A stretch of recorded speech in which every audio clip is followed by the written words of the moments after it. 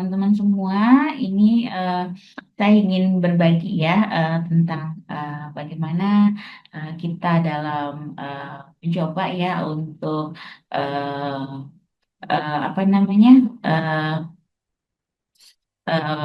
mengikuti surplusnya AAS gitu. Bentar, izinkan saya untuk share screen terlebih dahulu.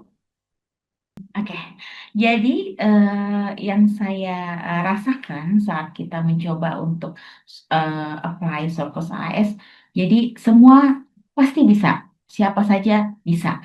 Karena sewaktu saya mengikuti dan lulus program ini, saya lihat sangat beragam di sini. Jadi ada yang mulai sangat-sangat muda, baru CPNS umur 20-an tahun, bahkan ada yang sudah berumur lebih dari 52 tahun gitu. Jadi ini nggak ada batasan umur sama sekali, bahkan yang muda dan yang tua itu sangat bisa untuk mendaftar ke program khusus ini.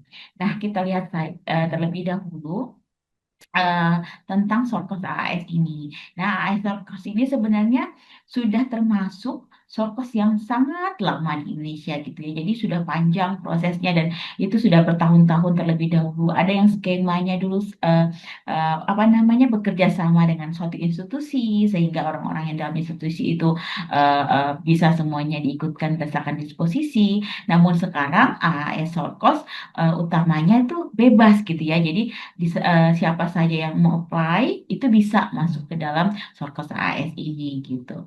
Jadi dari Sorkos AS ini adalah tujuan utamanya adalah dari AS sendiri adalah kontribusi terhadap pembangunan inklusif dan berkelanjutan. Karena dia dari Australia itu sendiri ingin memperkuat hubungan people to people dari Indonesia dengan Australia. Nah, bagaimana dengan program Sorkos ini? Nah, ini sebenarnya ditawarkan untuk mereka-mereka memang yang levelnya level manajerial ke bawah seperti itu. Jadi dari staff sampai kayaknya maksimal kalau punya jabatan gitu ya, maksimal eselon 3. Maka di eselon 2 ke atas tidak masuk dalam hitungan. Jadi kesempatan kita untuk mengikuti ini semakin lebih besar lagi kalau untuk yang muda-muda seperti itu. Nah, hingga apa namanya di tahun 2025 itu penerimaan itu sudah sangat banyak sekali ya untuk studi 2 minggu. Jadi studinya ini studi singkat yang di Australia itu sendiri hanya 2 minggu seperti itu. Nah,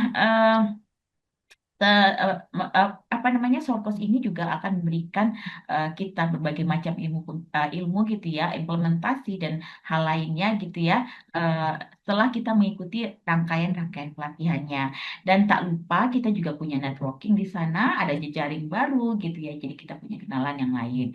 Nah, tahapan Sorkosnya itu sendiri terdiri dari 3 ya, dari pre-course, in Australia course dan post course. Nah, pre-course dan post-course ini nanti akan ada di Indonesia selama 3 hari, namun in-course-nya akan selama 2 minggu. Nah, manfaatnya apa gitu ya? Jadi di dalam pre-course dan post-course itu sendiri, kita bisa mendapatkan secara benefit ya, kita mendapatkan waktu untuk berinteraksi, secara networking dengan orang-orang yang baru gitu ya. Biasanya kuotanya 25 orang per course, per kursus gitu. Nah, kita bisa membangun jejaring. Nah, di dalam pre-course dan post-course, kita juga mendapatkan per dim biasanya ya. Per diem itu artian kita mendapatkan uang jalan gitu ya, uang perjalanan mobilisasi untuk menuju dan kembali dari tempat venue-nya seperti itu. Nah, selain itu kita juga akan kalau sudah lulus ya, visa kita akan gratis, jadi kita tidak mengurus, jadi akan diurus oleh pihak AAS dan kita juga bisa mendapatkan asuransi kesehatan sewaktu kita melakukan in-course di Australia. Terus kita juga akan mendapatkan selama di Australia kita akan diberikan biaya tiketnya gitu ya, biaya tiket ekonomi, tapi ekonominya ini menurut saya sih karena dia menggunakan maskapainya Australia gitu ya, cukup tidak seperti ekonomi kalau kita bayangkan seperti Lion Air dan lain-lain seperti itu ya. Jadi kita mendapatkan meal dan lain-lain makanan gitu ya selama penerbangan karena utamanya penerbangannya jauh seperti itu. Terus kita juga bisa mendapatkan tunjangan gitu ya. Tunjangan ini daily subsistence allowance-nya untuk mengcover makan kita selama 2 minggu lebih di sana dan biaya transport lokalnya seperti itu. Misalnya kita akan berputar di dalam Australia, kita mau naik kendaraan apa, nah itu include kalau kemarin untuk yang saat saya mengikuti short course itu besarannya adalah sebesar 82 Australian dollar gitu ya. Kalau misalnya dengan mengenakan konversi kurs saat ini itu sekitar 1 juta per hari seperti itu. Nah, itu bisa dimanfaatkan untuk makan dan lain-lain. Namun untuk tiket, misalnya untuk akomodasi seperti penginapan, itu sudah disediakan oleh tim AS itu sendiri. Nah, ketika misalnya kita berasal dari luar daerah seperti itu ya, jadi untuk menuju ke Jakartanya pada saat pre cost, in cost, post cost itu juga akan dibiayai. Misalnya kita dari Jawa Timur, jadi dari perjalanan Jawa Timur ke Jakarta 1 hari sebelum course, satu hari sebelum keberangkatan course, kita akan dibiayai biaya tiketnya dan penginapan selama 1 malam. Nah, dan yang tak bisa kita pungkiri lagi adalah setelah kita menamatkan kursus atau short course ini, kita akan menjadi bagian dari alumni dari AAS itu sendiri gitu ya, dari program short course gitu ya. Jadi kita akan tergabung dalam satu jejaring Australia Global Alumni. Jadi kalau misalnya ada teman-teman yang masih S1 di sini ingin ada S2, di CV-nya juga bisa kita cantumkan bahwasanya kita juga alumni dari program Sokos AAS gitu ya. Sehingga mungkin saja itu akan menjadi nilai tambah dari pengajuan atau aplikasi beasiswa S2 atau S3-nya. Selanjutnya, saya ingin menginformasikan pada saat 2026 gitu, 2026 ini sekitar 14 kursus itu dilaksanakan. Jadi range kursusnya atau banyaknya kursus setiap tahun itu ya kurang lebih sama gitu ya. Nah, karena ini sudah hampir akhir tahun ya, apa namanya? Jadi pertengahan tahun, jadi kebanyakan aplikasinya itu dimulai dari awal tahun karena in course-nya itu in obsolete course-nya itu di pertengahan tahun sampai di bulan September dan post course-nya itu nanti dilakukan di setelah Agustus ke atas seperti itu.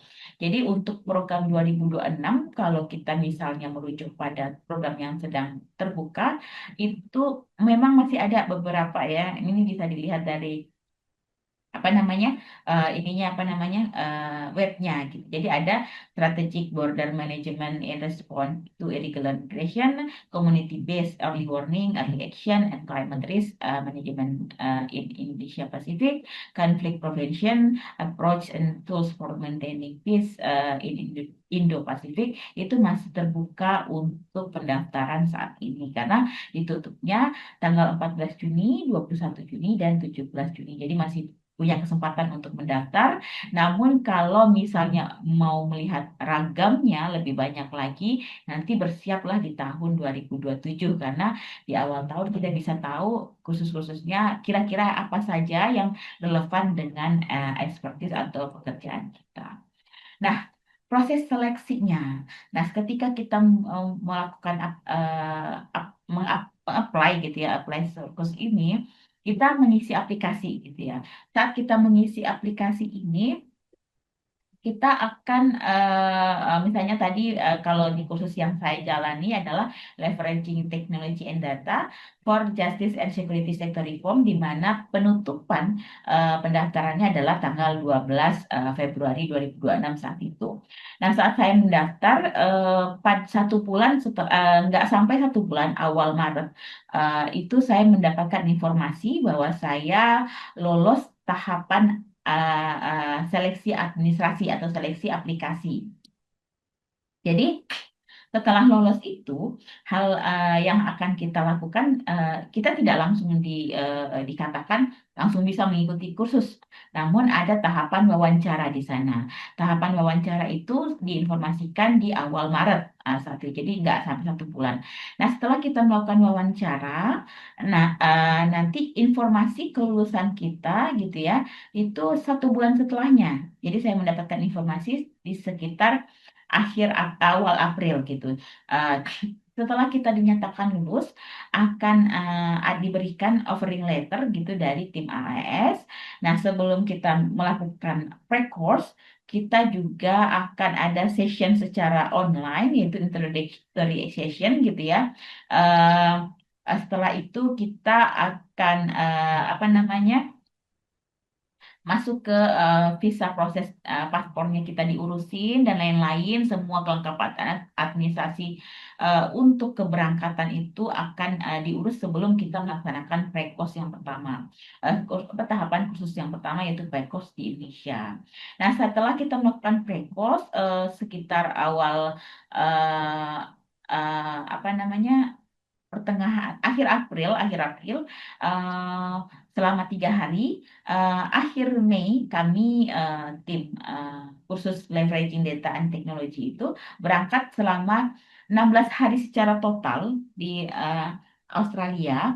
Kursus kursus 2 minggu, 2 minggu itu hitungan efektif, di mana pada saat kita datang pertama kali, kalau di saya saat itu adalah ada tiga, tiga state yang kita datangi, yaitu pertama Sydney, kedua Canberra, dan ketiga adalah penyelenggaranya itu kampus Griffith di eh, Brisbane. Nah, pada saat kita datang pertama kali, kenapa dia jadi 16 hari atau 17 hari secara total? Karena di hari pertama itu kita diberikan waktu untuk istirahat. Pada saat kita berpindah ke Canberra itu di 1 hari di Canberra di awal kita diberikan waktu itu untuk istirahat. Kita berpindah lagi ke Brisbane. Pada saat kita datang di Brisbane kita diberikan 1 hari untuk istirahat dan cultural visit gitu ya. Kita diajak jalan-jalan.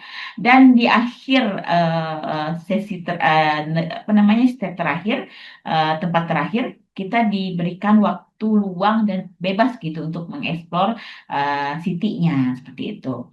Nah, kita sebelum pre-course ke short course ini, jadi tentunya kita di sini, di dalam aplikasi nanti akan saya jelaskan selanjutnya. Sebelum kita pre-course ini, di dalam aplikasi itu kita juga sudah menuliskan rencana apa yang akan kita lakukan dalam mengikuti short course ini. Jadi dikenal dengan award project gitu ya. Award project itu adalah project yang kira-kira kita usulkan untuk meningkatkan nilai tambah gitu atau pemanfaatan dari kursus yang kita lakukan seperti itu. Nah, di awal di prekos ini akan dibahas nanti rencana kita apa proyeknya. Nah, pada saat short course, work project kita sebelum short course ini yang di Australia, kita akan ada mentoring online 1 kali dengan coachnya gitu, coachnya yang dari penyelenggara. Kebetulan kami itu kampus Griffith gitu ya. Nah, di Australia sendiri kita akan ditanyakan progres project yang kita usulkan tersebut. Nah, setelah kita kembali, kita akan ada mentoring tahap kedua gitu ya, mentoring tahap kedua dari proyeknya gitu. Nah, setelah itu kita akan apa namanya, melakukan berapa bulan gitu ya. Misalnya saya in course-nya selesai di bulan Juni ini, awal Juni, tanggal 7, maka saya kemudian akan direncanakan, kami itu akan direncanakan post course-nya di sekitar minggu kedua Oktober seperti itu. Jadi selang 4 bulan setelah in Australian course gitu ya, maka kita akan memproses proyek kita menjadi lebih final gitu ya. Proyeknya itu ada macam-macam. Jadi kadang ada orang yang proyeknya membuat, misalnya karena tema khususnya adalah leveraging technology and data in justice sector and security sector, maka ada yang membuat buku panduan terkait bagaimana polisi menangani kasus terkait Undang-Undang ITE, ada yang membuat platform terkait bagaimana data justice itu dikolek menjadi satu, ada yang membuat misalnya eh, apa namanya coordinating koordinasi masing-masing lembaga bagaimana caranya agar bisa menangani sektor peradilan ini menjadi lebih baik. Ada yang membuat policy brief, ada yang membuat paper seperti itu. Ada juga yang bisa bikin guidance gitu. Jadi ada berbagai macam project yang bisa kita usulkan saat itu. Tapi itu akan berubah seiring waktu. Jadi di awal kita apply itu kita bisa menyampaikan ide-ide sederhana dulu yang kiranya itu bisa bermanfaat dari kursus yang kita lakukan. Nah, di sini sudah apa namanya setelah post course ya kita sudah menjadi alumni seperti itu. Jadi ini adalah proses seleksinya. Eh, Nah, hal yang perlu kita perhatikan pada saat mendaftar adalah, jadi teman-teman bisa buka webnya ya, Australian Award Indonesia gitu ya, itu bisa dicari di web, sangat-sangat mudah untuk dilihat gitu ya. Pada saat kita buka itu, kita akan lihat tab short course gitu ya. Tab short course itu nanti kita klik short course, current short course gitu ya, tahun 2026 kalau sekarang, kalau persiapan 2027 berarti nanti kita buka di tahun 2027. Nah, hal yang perlu kita perhatikan adalah pada saat kita membuka short course itu apakah eh, kursus itu sesuai untuk kita atau kemungkinan atau peluang kita lolos itu besar atau tidak seperti itu. Pertama kita perhatikan target partisipannya. Pastikan bahwasanya profil-profil apa namanya targetnya itu adalah termasuk kita salah satunya gitu ya. Misalnya kan kalau di kursus yang saya ikuti misalnya itu karena leveraging technology in data for justice and security sector reform gitu ya.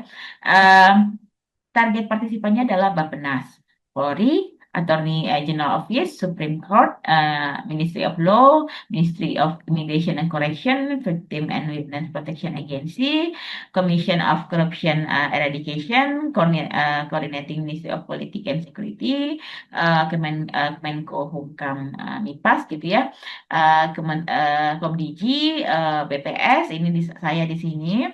Financial Transaction Report and Analysis Center, Civil Society Organization. Tapi ini beragam antar short course-nya, jadi ada berbeda-beda. Bisa jadi kalau teman-teman di sini basicnya adalah researcher gitu ya, kemarin sebelum kursus yang saya ikuti adalah ada juga kursus yang bertema eh, Advancing the Research into Commercialization Agenda. Nah, ini peruntukannya lebih banyak ke eh, researcher gitu ya.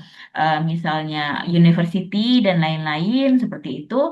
Dan mungkin kalau ada kategori others gitu ya, kita bisa masuk ke dalam kategori itu gitu. Jadi kita perhatikan target partisipannya di masing-masing kursus.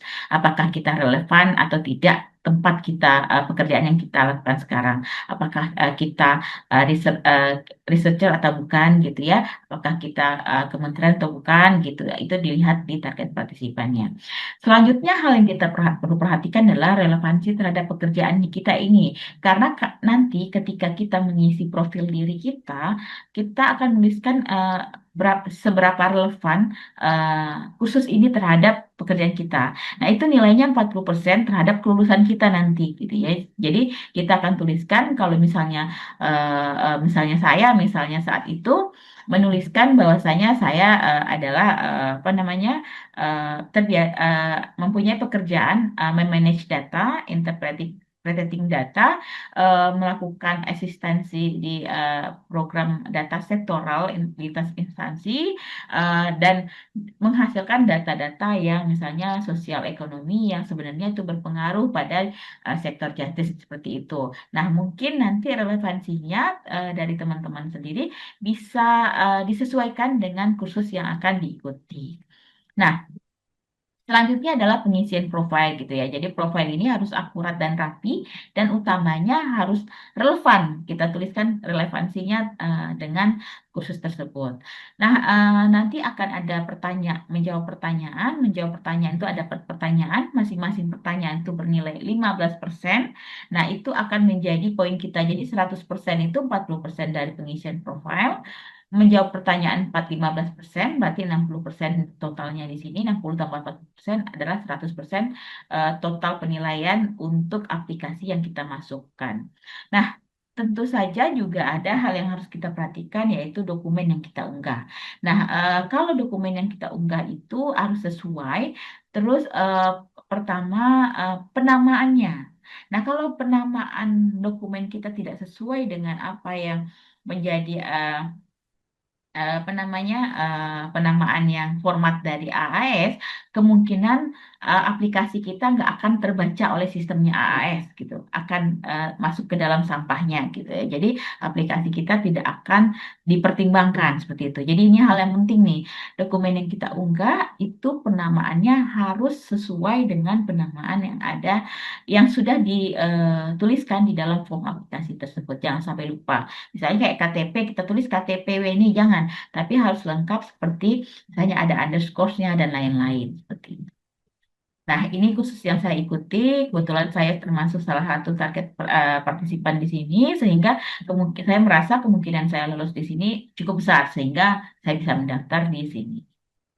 Nah, secara umum syarat pendaftaran di dalam pekerjaan ini ya, kita punya 3 tahun pengalaman yang relevan. Jadi 3 tahun pengalaman yang relevan itu tidak harus dalam satu kantor ya. Bisa jadi kan kita di kantor yang baru ini baru 1 tahun, tapi kita punya 2 tahun pengalaman di research sebagai asisten dosen misalnya. Kalau kalau misalnya khususnya terkait research gitu ya.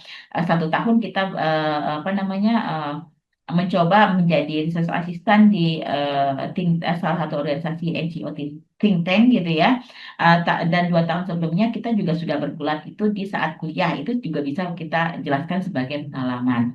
Nah, minimum kualifikasinya S1, aplikasi kita itu ada supervisor nanti yang akan menandatangani. Kalau misalnya ada satu peserta di tempat pendaftaran, tempat kursus saya saat itu, dia yang punya NGO-nya, jadi dia punya satu platform namanya Sa Perempuan Papua. Nah, dia yang sebagai atasannya di sana, maka aplikasi itu disetujui oleh dia sendiri. Seperti itu juga bisa. Nah, terus kita harus punya komitmen menyusun dan melaksanakan award project. Nah, award project ini nggak harus individu, jadi bisa juga kita nanti bergabung dengan teman-teman kolega kita secara khusus gitu ya. Jadi bisa bikin project dalam bentuk kelompok. Terus komitmen selanjutnya adalah memberikan kursus kepada rekan kerja gitu ya. Jadi memang kami diamanatkan sebagai apa namanya peserta short dan nantinya menjadi alumni untuk selalu menyebarluaskan manfaat dari kursus AAS ini gitu ya, terutama short yang saya jalani terhadap semua orang gitu ya. Jadi makanya saya akan posting, akan memberikan apa namanya advantage yang saya dapatkan baik ke rekan kerja maupun secara luas di media sosial gitu. Terus ada komitmen apa namanya membangun jejaring aktif dengan berbagai pemangku kepentingan. Sebenarnya ini akan ada sendiri saat kita sudah masuk ke dalam award project itu sendiri atau kita sudah lulus di dalam kursus ini. Lalu memiliki professional working proficiency dalam bahasa Inggris sebenarnya ini nggak harus levelnya native ya atau apa namanya yang fluence banget gitu ya. Tapi minimal kita eh, punya kemampuan untuk berkomunikasi gitu ya. Jadi sebenarnya saya secara level bahasa Inggris itu masih termasuk intermediate gitu ya. Jadi nggak sefasih itu, tapi kita bisa berkomunikasi, mengerti mengerti maksud yang disampaikan. Kita juga bisa menjawab apa pertanyaannya. Ya intinya berkomunikasi dua arah. Nah, bukti pendukungnya nanti akan saya tampilkan di dalam lembar apa namanya aplikasi previewnya. Itu tidak harus TOEFL ya. Jadi TOEFL itu boleh, sangat-sangat disarankan TOEFL atau IELTS. Tapi kalau misalnya belum mempunyai TOEFL tapi sudah pernah konferensi internasional di luar negeri, itu juga bisa kita lampirkan sebagai bukti bahwasanya kita mampu berbahasa Inggris secara komunikatif seperti itu. Em, di dalam 1 tahun karena kita sudah mendaftar short course, kita tidak boleh mendaftar short course lain di tahun yang sama karena kan rangkaian short course ini tadi saya bilang saat saya mendaftar di Februari, saya baru selesai di Oktober seperti itu. Jadi saya tidak bisa mendaftar, tidak boleh mendaftar dua short course. Nah, peserta itu akan diseleksi secara kompetitif. Saat itu saja kami yang katanya informasi dari AAS itu pendaftar dari kursus yang saya itu adalah 700 orang dan akhirnya bisa diseleksi 25 orang termasuk saya saat itu. Nah, di sini ya, di sini juga kita jawab jawaban kriteria yang tadi yang saya bilang ada 4 pertanyaan. CV itu mempengaruhi ya, mempengaruhi isian CV itu nanti akan ada dalam pengisian profile. Jadi bukan CV yang kita upload, tapi CV itu adalah poin-poin yang akan kita isi di dalam aplikasinya. Nah, satu hal yang bisa menjadi tambahan apa nilai adalah perempuan dari kalangan kurang beruntung dan penyandang disabilitas itu mempunyai nilai tambah. Karena dalam program AAS ini baik dia short course ataupun long term course, long term scholarship seperti S2 S3 itu menggunakan namanya GETSI approach. GETSI approach itu adalah GETSI itu kepanjangannya gender, disability, and social inclusion, di mana ketika kita merasa terdiskriminasi atau tidak diuntungkan secara gender karena kita perempuan, misalnya harus apa namanya menanggung beban domestik secara atau menjadi care worker di dalam apa namanya rumah tangga gitu tuh juga bisa kita tuliskan di dalam pengisian ini atau kita berasal dari background apa namanya masyarakat adat atau perempuan dari masyarakat adat atau kita mempunyai disabilitas atau kita sebenarnya adalah apa namanya merupakan orang yang susah untuk mengakses seperti orang miskin dan lain-lain seperti itu atau di daerah remote. Nah, biasanya makanya kalau yang berasal dari Papua atau KTP Papua mungkin ya itu akan lebih diuntungkan dengan pendaftaran pada short course ini. Nah, terkait kemampuan bahasa Inggris. Nah, di sini akan ditanya nanti ya. Kita akan mengisi apakah level kita basic, intermediate, atau advance gitu ya. Dan kalau basic itu hanya kayak hanya menyimak gitu ya. Tapi kita tidak bisa memberi apa namanya kalimatnya hanya sederhana saja gitu ya. Agak susah dalam berkomunikasi. eh, Mungkin ini menjadi pertimbangan. Tapi menurut hemat saya, poin 2 dan poin 3 itu tidak ada masalah gitu ya. Jadi bahasa Inggrisnya intermediate minimal bisa berkomunikasi dan kalau punya level advance itu lebih bagus lagi. Nah, pada saat ketentuan upload dokumen. Nah, pada saat upload dokumen ini format nama file yang disarankan adalah nama kita underscore nama dokumen gitu ya. Nanti per masing-masing itu diperlihatkan ya. Jadi ini jangan sampai salah ya. Jadi nama kita misalnya Weni Lydia Sukma underscore KTP. Weni Lydia Sukma underscore endorsement dan lain-lain seperti itu. Jadi jangan sampai salah formatnya atau menambahkan format-format yang lain atau ada karakter-karakter legal gitu ya. Nah, format yang diterima itu hanya PDF dan JPEG gitu ya. JPEG itu biasanya kalau kita KTP-nya JPEG itu masih bisa, tapi yang lainnya adalah PDF, tidak Word. Tapi kalau formatnya salah, penamaannya salah gitu kan, dan kita sudah terlanjur mengsubmit gitu ya, maka tidak akan terbaca aplikasi kita oleh sistem seperti itu. Jadi ini harus kita perhatikan. Ya, jangan sampai salah di sini, padahal isian-isian kita yang lain sudah bagus gitu. Nah, penentuan penilaian dari aplikasi yang kita masukkan adalah 40% dari kurikulum vitae, di mana informasi ini adalah informasi terkait pekerjaan kita, apa yang kita lakukan gitu kan, apa yang kita hasilkan pada saat pekerjaan. Nah, poin-poin yang harus kita tuliskan di sana adalah poin-poin pekerjaan. Pekerjaan kita mungkin akan ada banyak poin gitu ya. selama kita bekerja gitu ya, atau apapun yang kita lakukan gitu kan, tentu saja poinnya tidak hanya satu atau dua, mungkin lebih dari 10 gitu yang kita kerjakan. Namun ketika kita memasukkan dalam isian di curriculum vitae section atau profile section ini harus yang sesuai atau yang relevan dengan tema kursusnya. Nah, pada saat saya pengisian itu kan di jawaban pertanyaan, kebetulan saya dapat 4 pertanyaan ya, jadi sehingga 60% lainnya itu per masing-masing pertanyaan itu bernilai 15% dari total skor. Nah, pertanyaan pertama itu kita ditanyakan secara rinci peran dan tugas Anda saat ini dan kaitannya dengan kursus ini. Jadi tetap harus relevannya seperti itu. Terus kita juga ditanyakan secara kenapa apa namanya secara spesifik dari pekerjaan, organisasi atau komunitas yang ingin Anda tingkatkan setelah mengikuti kursus. Jadi mungkin saja kursus ini karena ada pemanfaatan data dan teknologi gitu ya, kita ingin meningkatkan organisasi kita secara pribadi, organisasi kita secara uh, tujuan utamanya dan mungkin juga kita mungkin uh, bisa berkontribusi terhadap masyarakat mungkin gitu kalau misalnya ada tujuan ke sana itu dijelaskan secara detail gitu ya.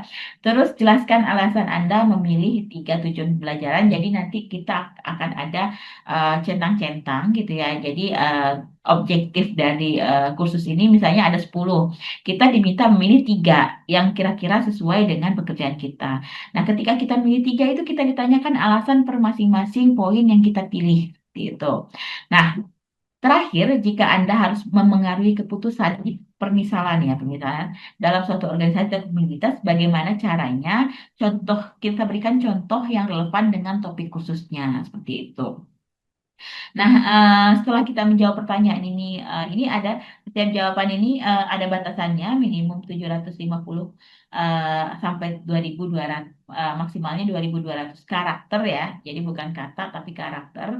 Nah, kalau bisa hindari generate langsung dari AI gitu, ChatGPT, karena tim AAS tentu sudah bisa mengidentifikasi tulisan ini berasal dari ChatGPT, tidak real dari perorangan tersebut gitu ya. Namun kalau kita mau menggunakan translator agar tulisannya lebih mengalir, menggunakan AI, ChatGPT, Gemini dan lain-lain itu sangat dibolehkan, tapi inti dari jawaban kita harus berasal dari kita sendiri seperti itu. Jangan langsung tanyakan pada AI kira-kira kita ngisi ini apa gitu. Jangan seperti itu. Karena nanti ketika terdetek ya kita tidak akan mendapatkan poin di sini. Nah, bagaimana cara kita tips dan strateginya?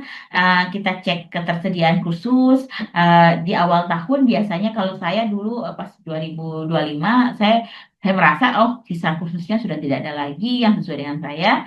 Saya persiapkan diri untuk di 2026 kira-kira kursus mana yang sekiranya bisa saya ikuti. Biasanya itu ada apa namanya? Informasi awal di website itu dan uh, ketika muncul satu persatu saya baca syarat dan ketentuannya yang seperti saya bilang tadi, targetnya apakah kita masuk dan tidak, relevansinya terhadap saya itu bisa atau tidak gitu ya. Ya, setelah saya tandai dan saya baca lebih lengkap pada long brochure-nya gitu ya. Itu ternyata cocok gitu. Jadi saya coba daftar. Nah, setelah saya daftar kebetulan eh, langsung goal gitu karena memang saya pakai strategi ini gitu ya. Saya cek kursusnya apa aja, saya tandai yang relevan. Kalau tidak relevan, saya cek lagi secara berkala webnya. Ternyata kalau ada yang relevan, saya screening long browsernya.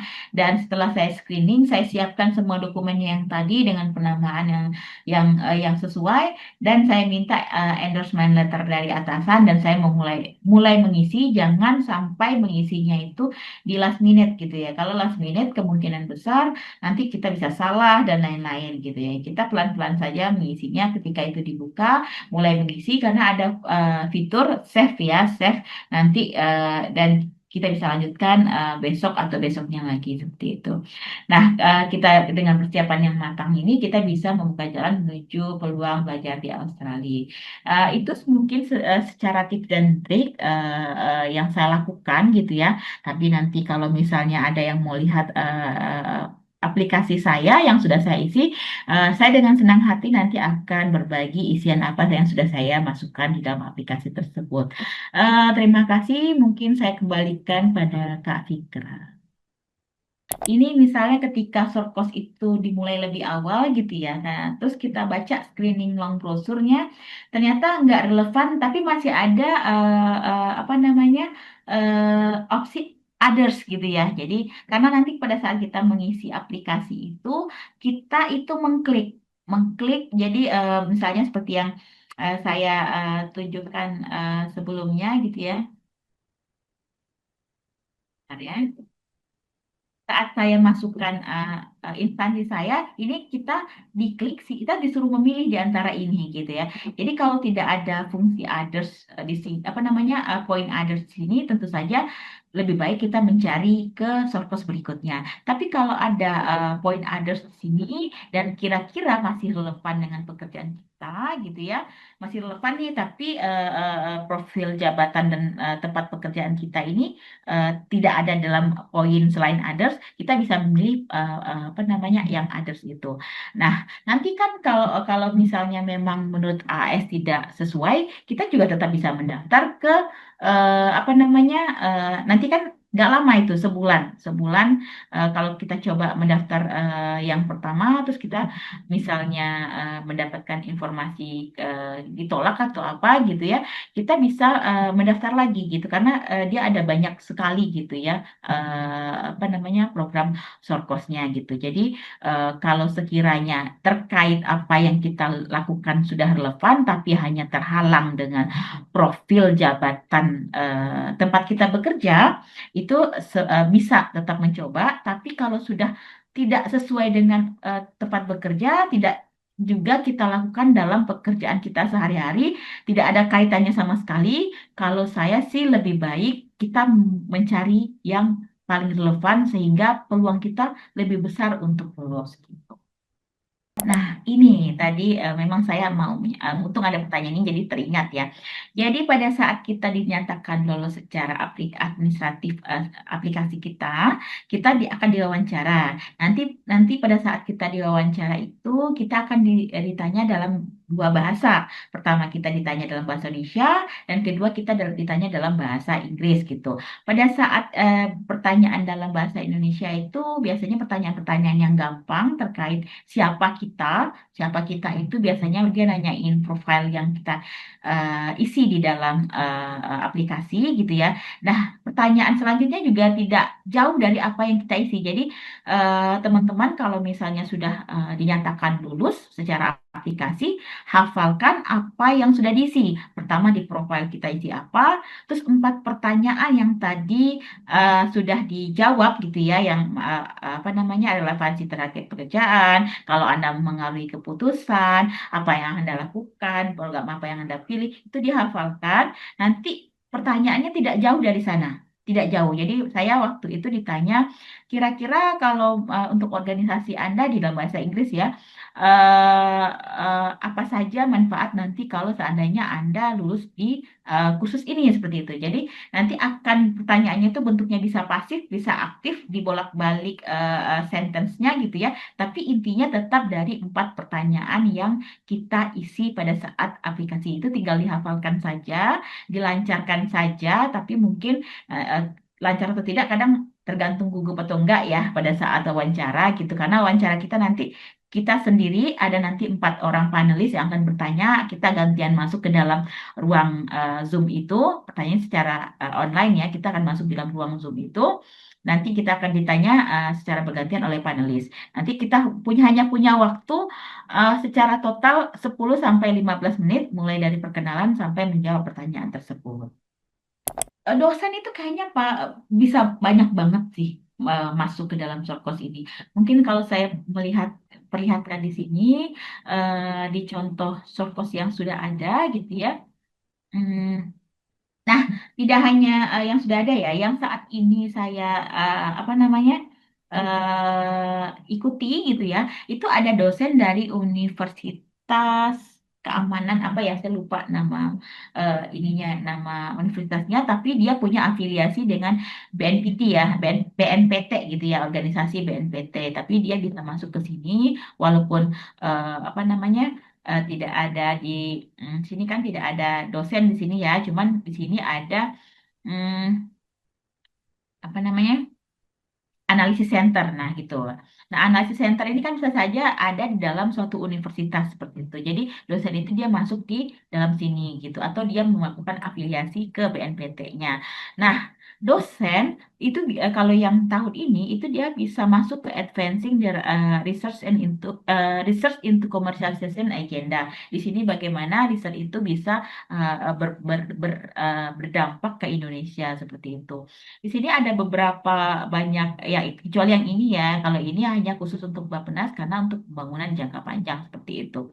Nah, di beberapa kategori itu memang dituliskan adalah praktisi pengajar gitu. Jadi di tahun 2025 yang waktu itu saya apa namanya sempat lihat-lihat gitu. Nah, itu ada beberapa kategori adalah researcher. Nah, dosen itu kan termasuk researcher ya. Jadi tugas dosen selain mengajar juga ada uh, mengemban amanah untuk mengeluarkan publikasi. Nah, itu kalau misalnya ada kategori researcher di sana gitu ya. Nah, akademisi, nah ditulis di situ akademik, akademik apa namanya profesional gitu. Akademisi itu sangat bisa sekali Kak Dewi untuk masuk ke Sorkos.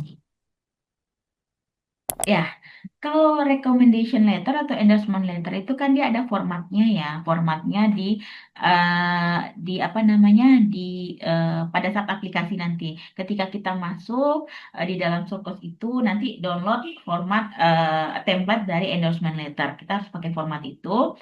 Nah, di sana hanya tertulis supervisor, jadi tidak ada batasan seberapa besar, seberapa tinggi level supervisor yang harus kita cantumkan di sana. Mungkin kalau di tempat kerja supervisor kita adalah manajer, itu bisa dimasukkan sebagai supervisor.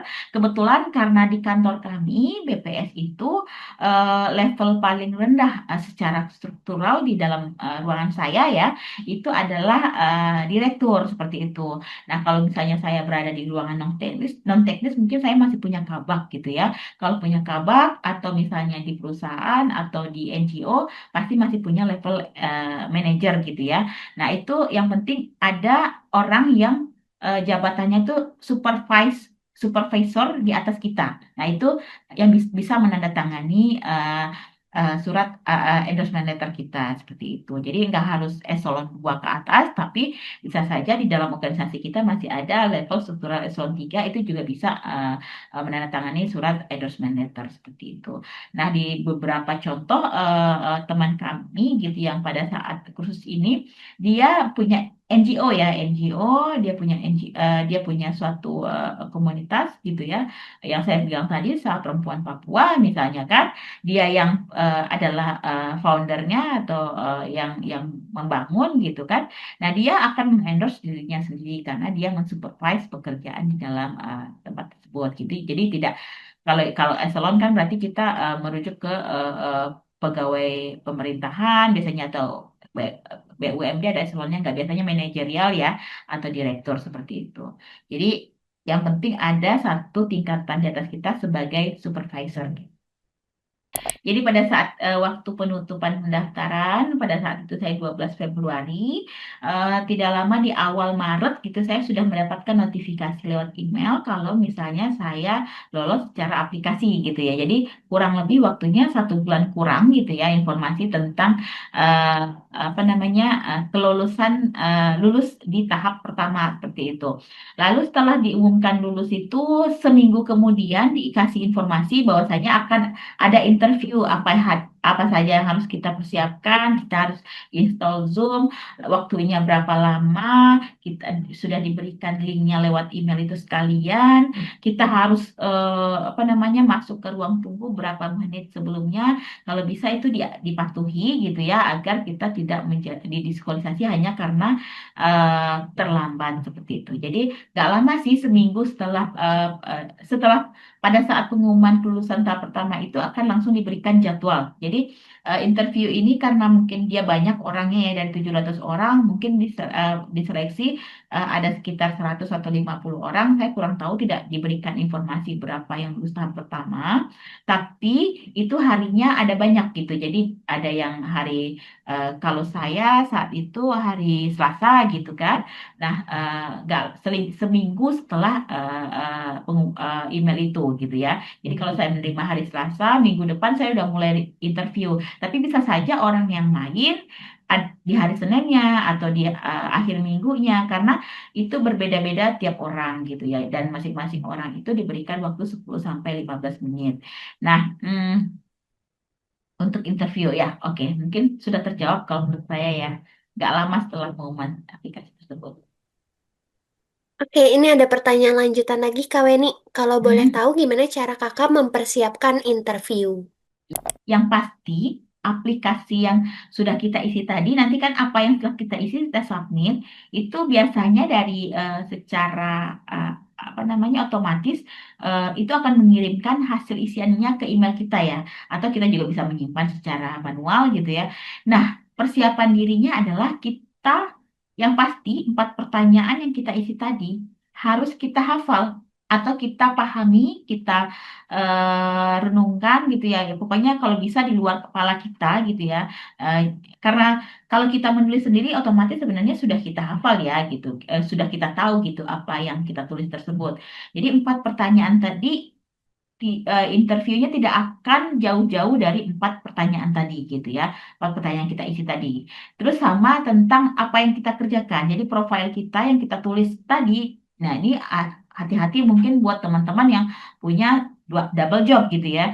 Mengerjakan ini dan mengerjakan ini. Jadi apa yang kita tulis di dalam aplikasi tadi mungkin yang A gitu. Jangan sampai kita menyinggung yang B-nya gitu. Jadi kita fokus untuk menjelaskan isi apa namanya relevansi pekerjaan kita dengan kursus ini yang kita masukkan dalam profilnya, dan kita fokus untuk apa namanya memahami kembali isian dari pertanyaan yang kita isi di 4 pertanyaan yang bobotnya 15% tadi. Jadi itu kalau kita sudah paham, pertanyaan yang nanti keluar juga tidak akan jauh dari sana. Jadi dari pengalaman saya dan ada teman saya yang lulus beberapa tahun sebelumnya juga informasinya tidak jauh berbeda. Pertanyaannya tidak akan jauh dari apa yang sudah kita isikan pada aplikasi. Jadi aplikasi itu kalau murni dari kita otomatis bisa menjawabnya dan dalam bahasa Inggris tentunya. Jadi hilangkan nervousnya aja sih yang lebih utama kalau menurut saya. Untuk bahasa Inggris ya kemarin itu eh, saya sendiri sebenarnya eh sempat tes TOEFL, tapi karena persiapannya nggak mateng, jadi nilai TOEFL saya sih sebenarnya nggak terlalu tinggi gitu, hanya sekitar 490, termasuk level A2 lah ya gitu ya untuk di level TOEFL. Ada juga eh, apa namanya eh, teman yang ikutan kursus yang sama seperti itu, eh, dia nilai TOEFL-nya 470 malah gitu. Itu masih bisa, sangat-sangat bisa gitu ya. Kayak menurut saya sih asal jangan kemampuannya basic ya. Yang minimal kemampuannya sudah intermediate, bisa komunikasi. Saat itu saya tidak masukkan TOEFL, tapi saya memasukkan sertifikat presentasi saat saya menghadiri konferensi internasional seperti itu. Jadi itu juga bisa gitu. Jadi tidak harus sertifikat bahasa Inggris, tapi sertifikat apa aja yang kira-kira membuktikan kita pernah eksis berbicara bahasa Inggris dalam forum internasional gitu. Kalau dia foundernya dan dia afiliasinya ke NGO dan NGO itu masuk dalam target partisipan, bisa dari surat rekomendasinya dari dia juga gitu. Karena apa namanya? Dia yang punya gitu ya. Karena dia yang supervisornya adalah dia di dalam usaha tersebut gitu. Jadi bisa jadi dia bikin surat rekomendasinya dari dia sendiri gitu. Mungkin saya mulai dari benefit materi dulu ya, materi yang lebih gampang. Jadi pada saat kita pre-course itu kita mendapatkan per dim ya, per dim itu bukan 3 hari ya, kita 3 hari short course di Jakarta. Kebetulan karena saya tinggal di sini, berarti saya nggak harus naik pesawat gitu ya. Jadi saya tinggal dari Depok ke ini tinggal naik kendaraan, go-kart lah, apalah gitu ya, atau naik kereta yang lebih gampangnya gitu. Benefitnya kita mendapatkan uang mobilisasi ya. Kalau misalnya kita berbicara tentang nominalnya mungkin saja akan berbeda, tapi menurut saya itu cukup ya. Kalau misalnya teman-teman pernah adalah dari kementerian gitu ya, terus ikut suatu workshop ya, nominalnya mirip-mirip segitu gitu ya sebagai uang mobilisasinya. Nah, pada saat in Australia course selama 16 hari saya mendapatkan 82 Australian dollars sehari atau sekitar 1.300-an sekian dolar selama 16 hari tersebut. Terus tetap kita mendapatkan benefit apa namanya mobilisasi ya dari rumah ke bandara dan bandara ke rumah gitu ya, dan ya itu uang mobilisasinya sama mirip dengan yang kita dapatkan pada saat kita pre-course seperti itu. Nah, itu secara materi, secara apa namanya yang pengalaman gitu ya. Selain masih materi ya, masih materi kita mendapatkan penerbangan walaupun kelasnya ekonomi, kita naik Qantas Airlines yang mana itu ke pemilik apa namanya adalah apa namanya airlines yang terafiliasi ke Australia, tapi dengan walaupun ekonomi kita mendapatkan pelayanan yang cukup prima ya gitu ya, cukup prima. Terus kita mendapatkan akomodasi, waktu prekos kita mendapatkan akomodasi sekamar satu orang. Pada saat in Australian course kita mendapatkan satu apartemen 2 kamar, di mana satu kamar itu kita juga satu orang, jadi kita tetap menjaga privasi kita. Jadi walaupun satu flat 2 kamar bentuknya apartemen, tapi satu kamarnya adalah satu orang seperti itu. Itu secara materi. Nah, kalau misalnya secara networking, benefitnya ya saya punya banyak sekali kenalan saat ini. Jadi karena saya mengikuti leveraging data, teknologi and data, in justice and security sector, saya punya kenalan hakim, saya punya kenalan jaksa, saya punya kenalan di kepolisian, saya punya kenalan di orang KPK, Amnesty, NGO lain gitu ya. Dan ilmu tentunya gitu ya. Apa yang kita apa namanya pelajari, ilmu itu sangat menambahlah pengetahuan kita yang tadinya mungkin kita nggak tahu sebegitu besarnya ya gitu ya. Karena pada saat leveraging teknologi kami diajarkan juga masalah AI gitu ya, di mana AI itu tidak hanya menggunakan tapi ada batasan-batasan yang harus kita apa namanya patuhi gitu ya. Jadi intinya lesson learn lah gitu ya. Selain itu, benefit yang kita peroleh selanjutnya adalah eh, bisa jalan-jalan di Australia gitu. Kebetulan, jadi berbeda nih antara kursus kursus yang satu dan kursus yang satunya. Di kursus yang sebelumnya ada yang hanya 2 tempat, misalnya Melbourne dan Sydney. Nah, kebetulan di kursus saya ada 3 tempat gitu, 3 tempat Sydney, Canberra, dan Brisbane seperti itu. Nah, kita mendapatkan 3 tempat dan kita sempat transit juga di Melbourne ya. Minimal kita menjejakkan di 4 titik selama 2 minggu. Itu kalau benefit jalan-jalannya dan seru gitu ya, jalan-jalan dan seru. Kita bisa enjoy lah di sana selama 2 minggu lebih. Kalau ini sebenarnya kami kurang tahu ya, karena yang gagal itu kan kita eh, saya nggak saya nggak tahu partisipan lain yang gagal itu pengalamannya seperti apa. Tapi yang pasti kalau kita memasukkan dokumen sesuai dengan bisa saja ada aplikan lain gitu ya yang memasukkan dokumen tidak sesuai dengan format yang diberikan, itu sudah pasti gagal. Yang kedua, walaupun dia punya prestasi, walaupun misalnya isian-isian yang lainnya itu bagus gitu ya. Yang kedua, bisa saja dia menuliskan profilnya itu semua yang dia kerjakan gitu ya. Dia punya banyak prestasi, tapi harusnya yang kita tuliskan misalnya pada saat kita mengisi CV di profil itu misalnya kan, kita punya pengalaman mengikuti training, dia tuliskan semua training yang dia ikuti. Padahal sebaiknya kita harusnya menuliskan training yang terkait dengan apa namanya kegiatan kursus ini. Misalnya sebenarnya saya sebelumnya pernah mengikuti training apa namanya terkait misalnya manajemen risiko eh, bukan ah, dalam misalnya training saya mengikuti memberikan training kepada petugas pewawancara di BPS gitu ya, padahal itu tidak termasuk dalam scope leveraging technology and data gitu. Tapi saya misalnya memasukkan training di mana saya mengikuti training dari OECD misalnya pada saat memanfaatkan apa namanya big data era, bagaimana kita memanfaatkan data agar data administratif itu bisa dimanfaatkan sebagai quality assurance dari data statistik seperti itu. Nah, itu kan berhubungan dengan bagaimana pemanfaatan data di dalam data governance, dan itu sesuai dengan scope pelatihan yang saya ikuti seperti itu.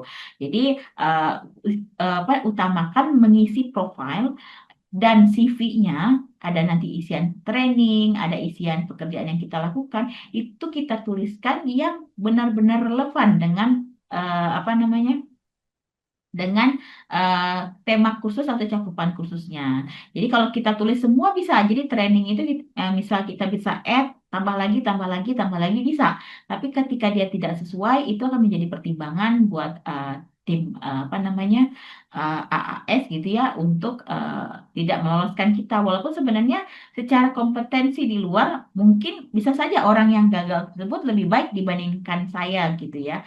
Tapi karena mungkin saya mengisikannya dengan tepat gitu ya, yang sesuai dan relevan, uh, sehingga saya terpilih jika dibandingkan dengan si aplikan yang satunya lagi seperti itu. Jadi memang kita nanti akan ada namanya award project. Jadi kita harus ada project yang kita usulkan. Nah, pada saat mungkin saya mungkin berbagi ini ya, berbagi isian hmm, yang saya masukkan pada saat dulu ya, mungkin ini. Nih, tanya kita eh, mendescribe detail current roles and duty kita dan bagaimana itu relate dengan pekerjaan ini. Karena khususnya itu terkait bagaimana evidence-based policy eh, dari pemanfaatan data dan apa namanya dan teknologi. Di sini saya kan bilang saya tuliskan di sini apa bagaimana apa namanya secara teknikal pekerjaan saya aktif gitu ya dalam menulis secara analisis gitu ya, menulis analisis dan bagaimana mengkomunikasikan kebijakan tersebut, dan saya juga misalnya menulis ini gitu ya, mempublish artikel dan lain-lain gitu. Jadi itu relevan dengan pekerjaan. Nih, nih. Jadi sebagai result dari participating discourse ketika saya mengharapkan bahwasanya data itu dapat apa namanya bermanfaat dimanfaatkan dalam organisasi dan lain-lain gitu ya. Kita berencana untuk memberikan data yang terstruktur dan lain-lain gitu kan. Terus di sini juga kita jelaskan mengenai eh, apa namanya rencana kerja kita. Kayaknya sepertinya di sini eh nih. Jadi untuk menginfluence decision effectively gitu kita melakukan rekomendasi sebagai high quality transparent data. Mungkin nanti rencananya kemudian mungkin saya bisa mempresentasikan finding dalam format yang bisa compile dengan baik, visualisasi dengan baik, report dengan baik atau policy brief. Jadi itu rencana awal saya yang saya tuliskan gitu ya. Nah, ini nanti bisa berkembang pada saat kursus nantinya. Jadi pada saat kursus itu nanti tidak harus sesuai dengan apa yang kita tulis, tapi pada saat wawancara kita jelaskan apa yang kita tulis. Tapi pada saat kita dinyatakan lulus dan mulai take course, nah kita akan mulai menimbang lagi apakah proyek yang tadi kita uh, rencanakan atau output yang akan kita lakukan itu terlalu besar skopnya atau tidak. Karena proyek yang diharapkan dari award projectnya itu adalah proyek yang achievable, harus tercapai sampai akhir post course. Jadi ketika post course selesai, maka proyek itu sudah ada outputnya seperti itu. Jadi bisa bentuknya policy brief, bisa bentuknya paper, bisa bentuknya apa namanya coordinating dokumen gitu, ada bentuknya platform gitu kan, ada bentuknya apa namanya apa namanya guidance itu boleh juga. Jadi itu berbagai macam output. Itu berbagai macam output yang bisa kita apa namanya kan berikan kita pilih nanti kira-kira mana yang bisa menjadi award project kita dan kira-kira itu yang mana yang relevan sama pekerjaan kita dan bisa kita lakukan sampai akhir post course seperti itu.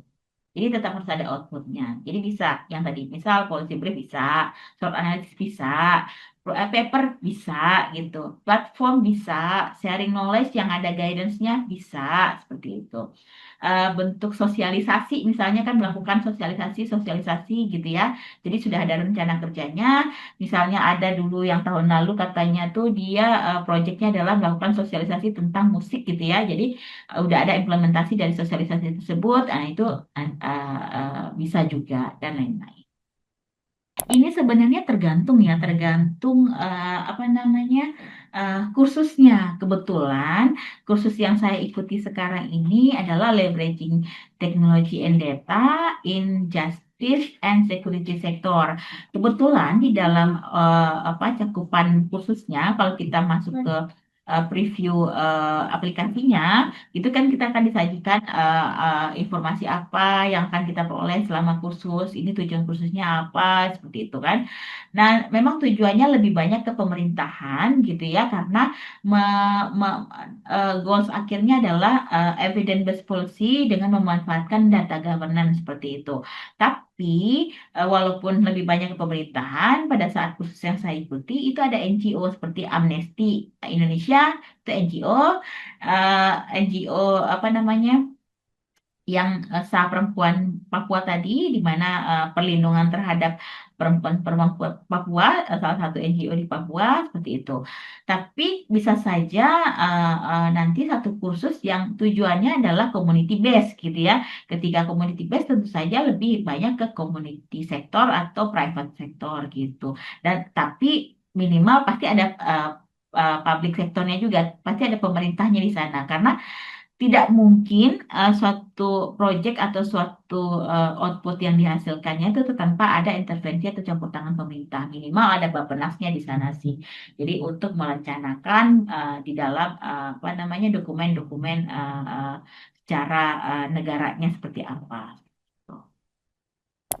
Kalau informasi yang saya peroleh nih Kak Dewi, yang tidak boleh itu di dalam satu AAS sih, satu AAS program. Tapi kalau ini memang bukan satu program ya, satu rangkaian dari satu penyelenggara AAS gitu, harusnya sih tidak ada masalah seperti itu. Jadi kalau misalnya kita mendaftar program misalnya dari KTLN, Setnek dan lain-lain gitu pada saat kita mengikuti AAS ini, sebenarnya nggak ada masalah asalkan gitu kita tidak mendaftar dua short course. Bahkan kalau misalnya saat kita mendaftar short course ini kita mendaftar long term scholarship seperti S2 S3 itu diperbolehkan seperti itu. Dalam AS asal dalam rangkaian short course yang sama di AS. Ya, benar. Kalau misalnya sudah dinyatakan lulus gitu ya, dinyatakan lulus di akhir sebenarnya setelah wawancara kita dinyatakan lulus, kita akan diminta apa namanya paspor, baik paspor hijau kalau misalnya di pemerintahan, ASN bisa paspor biru ya. Nah, pengurusan itu harus kita serahkan sebagai apa namanya dokumen diri karena nanti mereka setelah kita dinyatakan lulus, mereka dalam minggu, 10 hari lah, 10 hari, sekitar 10 harian itu akan berproses meminta semua dokumen kita karena mereka akan mengurus visa secepat mungkin. Karena visa Australia nggak strict ya, jadi mereka mengurusnya harus jauh-jauh hari. Jadi kalau misalnya ada yang gagal, mereka masih bisa memperbaiki, jadi masih bisa untuk memperjuangkan perbaikan dan memperoleh visa seperti itu. Jadi kalau saya rasa sih paspor ini, kalau paspor hijau, nggak akan ada masalah karena kalau misalnya nggak punya paspor dan dinyatakan lolos langsung bikin aja karena gampang kan bikin paspor sekarang bisa 3 hari ya atau 4 hari kalau nggak salah ada ekspres paspor juga. Bisa. Saya kemarin juga masukkan ketika saya apa namanya menjadi pengajar gitu ya dalam apa namanya literasi statistik gitu ya. Di mana kan program khususnya adalah leveraging data and technology dan saya melakukan training sebagai speaker gitu ya sebagai pemberi training terkait literasi statistik. Jadi artinya kita memberikan literasi data kepada kementerian lain atau Pemda lain yang diselenggarakan oleh Pusdiklat kami di BPN. Jadi itu saya masukkan dalam salah satu training yang saya input di dalam CV saya. Gitu. Kalau dari pengalaman saya di Sorkos kami itu eh, tidak ada yang sedang apply S2 S3-nya AAS gitu ya kebetulan pada saat itu. Namun pada saat kami pre-post tim AAS atau tim AAS-nya Indonesia itu akan memberikan briefing bahwasanya ini masih dibuka loh apa namanya pendaftaran S2 gitu kan. Ini masih dibuka loh pendaftaran S3 seperti itu ya. Itu dibolehkan karena proses nanti lolos dan berangkatnya tentu saja tetap lebih lama dibandingkan Sorkos itu sendiri.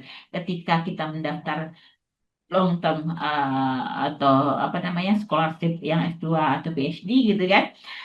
Ketika kita pas mendaftar kita butuh waktu berapa lama untuk lolos, setelah kita lolos juga mesti butuh berapa lama untuk mungkin sebelumnya mungkin di webinar-webinar yang sebelumnya di sini ada yang berbagi tentang pengalaman lulus scholarship S2 atau PhD gitu ya, PhD program di AS di Indonesia. Saya lihat juga ada beberapa yang pernah memberikan pengalaman gitu ya itu prosesnya mungkin saja ya lebih lah gitu ya dari setelah lolos di akhir proses akhir juga masih ada kadang kesempatan untuk peningkatan kemampuan bahasa Inggris kalau nggak salah di AAS ini memberikan apa namanya ketika dia lolos di semua bidang dan bagus sebagai apa namanya profil dirinya bagus semuanya semuanya cocok dan tidak ada kekurangan namun di bahasa Inggrisnya masih kurang AAS memberikan kesempatan untuk misalnya 6 bulan meningkatkan kemampuan bahasa Inggris dulu. Jadi